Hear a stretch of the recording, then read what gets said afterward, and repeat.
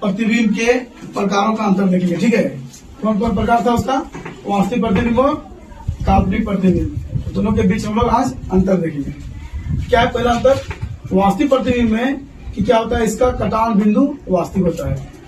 प्रतिबिंब बनने के लिए 2 किरण जरूरी होता है मिनिमम, या मैक्सिमम, यानी कि मैक्सिमम बहुत हो सकता है लेकिन मिनिमम 2 किरण चाहिए।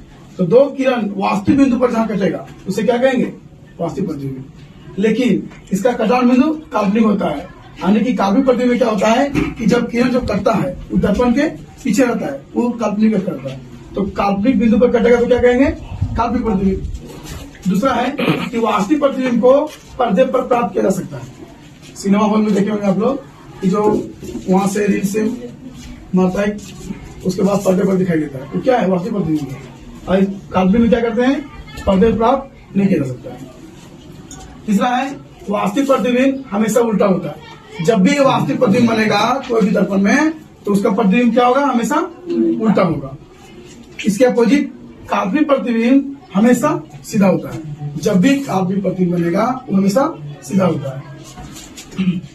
चौथा है क्या? दर्पण के सामने बनेगा। जब भी वास्तविक प्रतिबिंब बनेगा क्या बनेगा? दर्पण के सामने बनेगा। ठीक है, लेकिन काल्पनिक प्रतिबिंब में क्या होगा? दर्पण के पीछे बनेगा। दर्पण के पीछे से बनेगा दर्पण के पीछे, है कि नहीं? ठीक है, क्या बनेगा? दर्पण के पीछे बनेगा। इसमें काल्पनिक प्रतिबिंब और वास्तविक प्रतिबिंब में दर्पण के सामने बनेगा, दर्पण के पीछे बनेगा।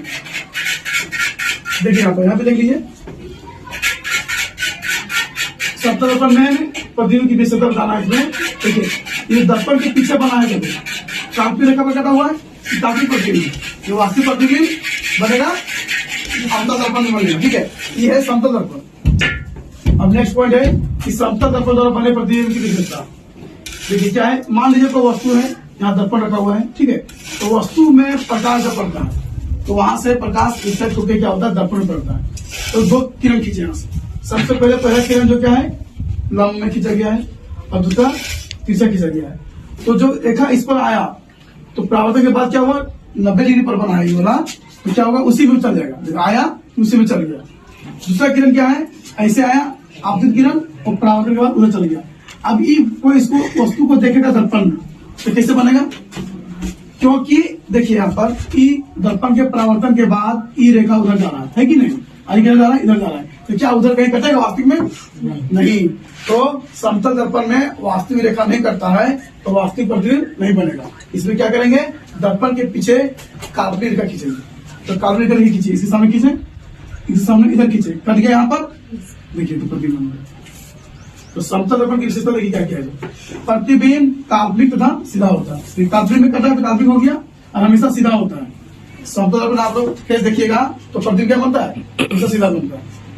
दूसरा है वस्तु का प्रतिबिंब दर्पण के पीछे उतना ही दूरी पर बनेगा जितनी दूरी पर वस्तु होगी। मान लीजिए कि वस्तु यहाँ से लेकर यहाँ तक की दूरी 5 मीटर है तो प्रतिबिंब दर्पण से यहाँ की दूरी भी 5 मीटर होगी। तो दिखा। तीसरा है वस्तु का आकार प्रतिबिंब के आकार के बराबर होता है। मान लीजिए इसका आकार इतना है तो इसका प्रतिबिंब का आकार भी इतना ही होगा, बड़ा छोटा नहीं होगा। तीसरा है, चौथा है प्रतिबिंब पार्श्व परावर्तित होता है। इसका मतलब क्या हुआ? अर्थात कि आप लोग देखिएगा समतल दर्पण में बायां भाग दाहिना दिखेगा और दाहिना भाग बायां दिखेगा, इसको बोलते हैं पार्श्व परावर्तित। धन्यवाद।